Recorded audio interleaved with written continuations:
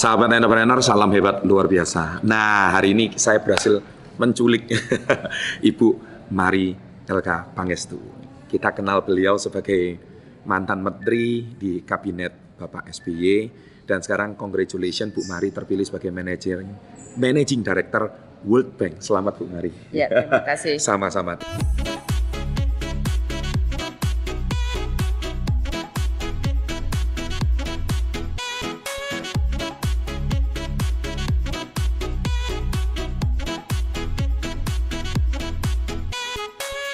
Dan kita mau cerita sedikit, Bu Mari, boleh saya tanya kisah masa kecilnya?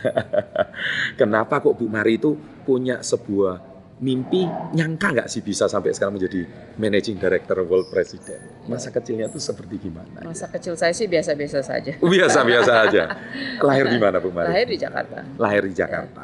Dulu sekolahnya di mana? Di Jakarta, di Tarakanita. Tarakanita. Sampai kuliah ya? Enggak, saya habis itu pergi ke luar negeri waktu umur 10 tahun. 10 tahun di mana? Ke Australia, terus ke Singapura, terus gitu. Akhirnya S3 di Amerika. S3 di Amerika. Terus Bu Mari pernah nggak sih kepikir menjadi seorang menteri gitu dulu? Ya, tentunya tidak. Enggak ya. Tapi akhirnya kenapa kok bisa sampai perjalanan hidupnya itu ke sana? Karena channel kami ini kan namanya Success Before 30. Jadi banyak anak-anak muda yang nonton channel kami. Tentu butuh inspirasi dari seseorang yang sudah senior kayak Bu Mari tentang impian-impian anak-anak muda yang ingin berhasil. Nah, dulu pernah nggak menghadapi masa-masa struggling gitu? Ya pastilah ya, semua orang dalam masa sekolah, nulis skripsi, ujian pasti mengalami masalah-masalah saya lulus apa enggak gitu ya. Dan ya saya selalu berusaha untuk mandiri. Walaupun mungkin orang tua saya berada, tapi saya tetap berusaha mandiri supaya uang sekolah saya selalu dapat beasiswa, meringankan beban orang tua gitu ya. Dan juga untuk kita bisa lebih merasa itu adalah dari jerih payah kita sendiri. Bagian dari bagaimana kita bisa mandiri. Karena saya dari kecil, ayah saya selalu mengatakan, walaupun kamu perempuan, kamu harus mandiri secara finansial. Jangan bergantung kepada orang lain. Itu dari kecil saya diajarkan seperti itu. Mungkin karena saya nggak tahu kenapa ayah saya mempunyai filosofi seperti itu. Mungkin dugaan saya karena beliau melihat bagaimana ibunya struggling dengan berbagai isu finansial gitu ya. Jadi dia maunya kita tuh bisa mandiri secara finansial, semua anaknya ya. Jadi maka itu saya usia berapa itu? Itu dari kecil sih. Jadi saya waktu SMA saya kerja waktu itu sekolah di Australia. Saya kerja di supermarket diam-diam karena ayah saya tadinya, masa sih anak papi ini kerja di supermarket.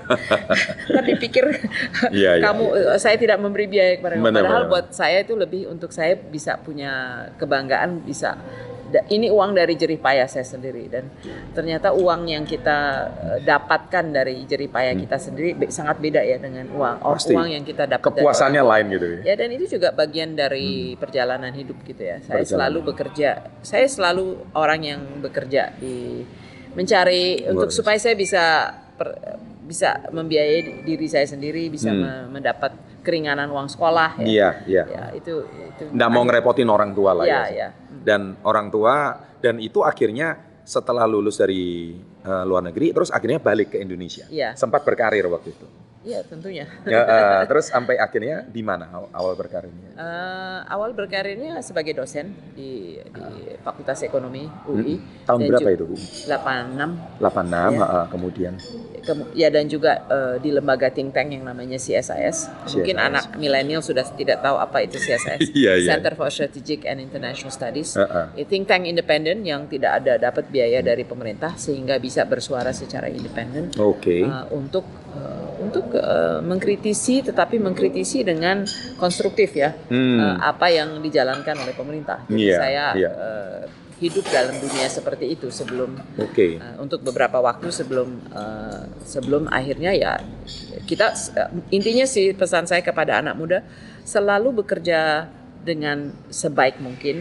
Apapun yang Anda pilih ya sebagai karir atau sebagai pekerjaan, Anda harus berupaya untuk menjadi yang paling baik ya di bidang itu dan menunjukkan sikap yang bekerja dengan sepenuh hati dan ya bisa menonjol karena jerih payah dan kerja sendiri dan tidak karena hal-hal yang aneh-aneh gitu ya, kira-kira begitu ya. Dan itu yang sebetulnya saya tidak pernah merencanakan apa yang terjadi kepada saya sebagai menteri atau sebagai apa, tapi karena saya mungkin menunjukkan kesungguhan dan bisa menunjukkan saya bisa tekad, bisa kerja ya, dan akhirnya ya itu semua mengapa jadi menteri ya semua faktor kebetulan sebetulnya, karena presiden kebetulannya bukan kebetulan gitu, karena presiden yang seseorang yang akhirnya menjadi presiden itu adalah orang seperti Presiden Susilo Bambang Yudhoyono yang pada waktu itu ikut Seskoat misalnya. Saya ngajar di Seskoat. Saya sering kasih briefing ke TNI. Ya, beliau juga yang sering minta briefing juga. Dan pada waktu ini anak-anak muda juga udah nggak tahu. Zaman reformasi ya dari 98 ke depan itu ada masa-masa dan kita berjuang untuk reformasi. Saya bagian dari generasi yang memperjuangkan reformasi untuk bidang ekonomi, untuk demokrasi. Luar biasa. Dan banyak orang nggak tahu itu guys. Dan SBY itu untuk militer sebetulnya. Untuk militer. Jadi kita tuh bagian dari punya kebersamaan dalam gerakan reformasi. Dan setelah 98 kita banyak bertemu dalam berbagai kesempatan untuk membicarakan masa depan Indonesia. Disitulah sebetulnya awal cikal bakal dari perkenalan kita.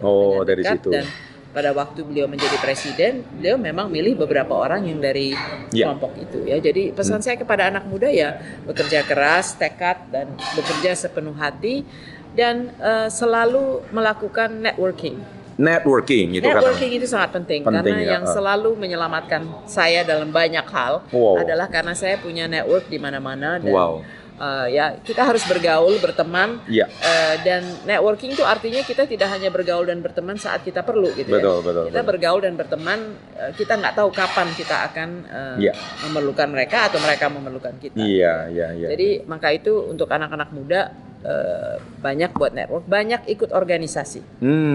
Saya banyak besarnya itu dalam bernetworking dan dalam leadership karena saya selalu ikut berorganisasi. Apakah jadi presiden untuk asosiasi mahasiswa, bikin majalah di sekolah, kayak begitu tuh namanya itu training ya, untuk berorganisasi. Sekecil apapun itu training untuk berorganisasi. Ngeri guys.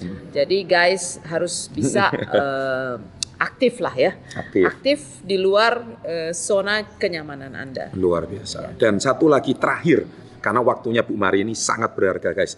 Kok bisa tiba-tiba, bukan tiba-tiba sih ya, dari menteri terus sempat vakum, tidak di pemerintahan, terus akhirnya tiba-tiba menjadi World Bank Managing Director. Itu prosesnya gimana gitu? Itu juga proses kebetulan saya rasa. Ada kesempatan yang muncul sebagai ada posisi yang muncul di Bank Dunia dan dibuka untuk nominasi dari negara-negara seluruh negara anggota gitu.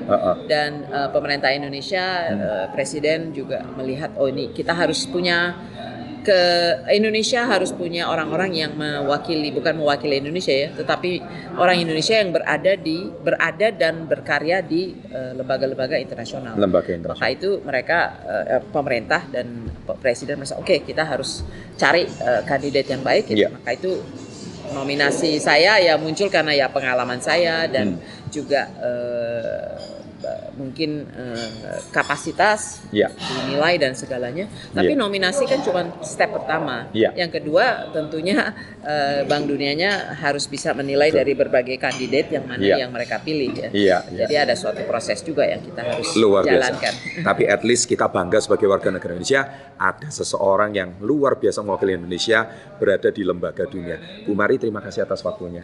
Sukses selalu untuk Bu Mari ya. Terima kasih.